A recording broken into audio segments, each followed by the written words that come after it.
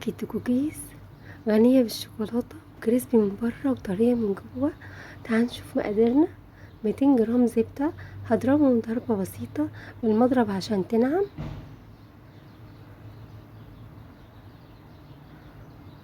وبعد كده هضيف لها السكر، كوباية سكر بني وربع كوباية سكر ابيض. مفيش سكر بني نحط كله سكر ابيض، كوباية وربع. وهضربهم ضربة لغاية ما تنعم والسكر يختفي.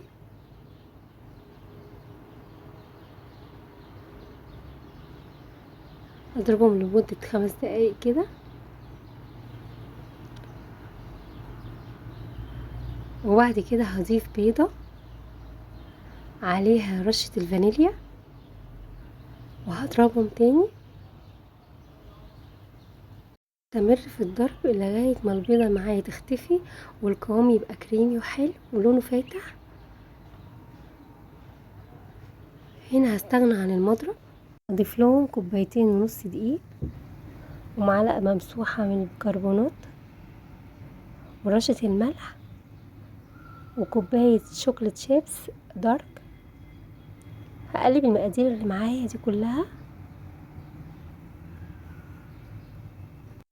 ألم المكونات كلها من جوانب البولة لغاية ما تتكون معايا عجينة الكوكيز. تبقى معايا بالشكل ده. هقسمها على 2، هيبقى ملمسها بالمنظر ده. هقسمها على 2، نص هحطه في أرضية الصينية بالشكل ده. هبدأ أفرده، أعمل بيه أرضية أفردها في أرضية الصينية بالشكل ده. وكمان هعمل جوانب علشان النوتيلا ما تخرجش أثناء السوى.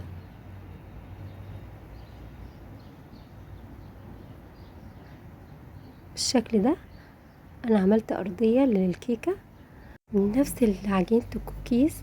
هحطها في الجوانب علشان أضمن إن النوتيلا ما تخرجش أثناء السوى بالشكل ده على الصينية كلها.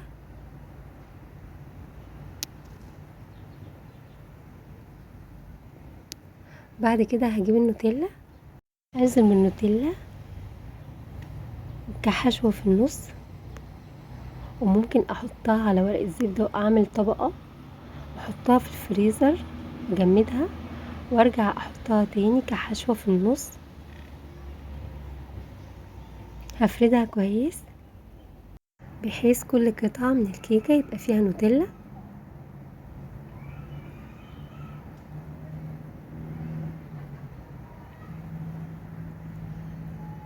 بعد كده هقفل عليها بطبقة العجينة التانية. ممكن على ورق الزبدة افرد طبقة الكوكيز واحطها واقفل بيها على الصينية، او ممكن افردها بالشكل ده واحط شوكولاتة شيبس على الوش وافرده كويس. بعد كده اسيبها نص ساعة في التلاجة. ادخلها على فرن سخن على 170 هتبقى معايا بالشكل ده. هسيبها تبرد تماما. بعد ما تبرد اطلعها من الصينية وابدأ اقطعها. كيكة سهلة وسريعة ومخدتش وقت معانا.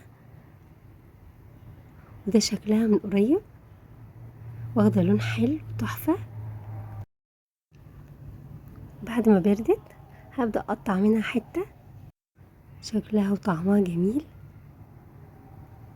غير ان هي كريسبي طرية من جوه وغرقانة في الشوكولاتة.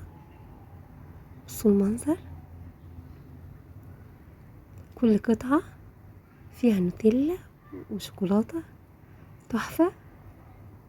ياريت تجربوها ويارب الوصفة تكون عجبتكم. صحة وانا على قلوبكم.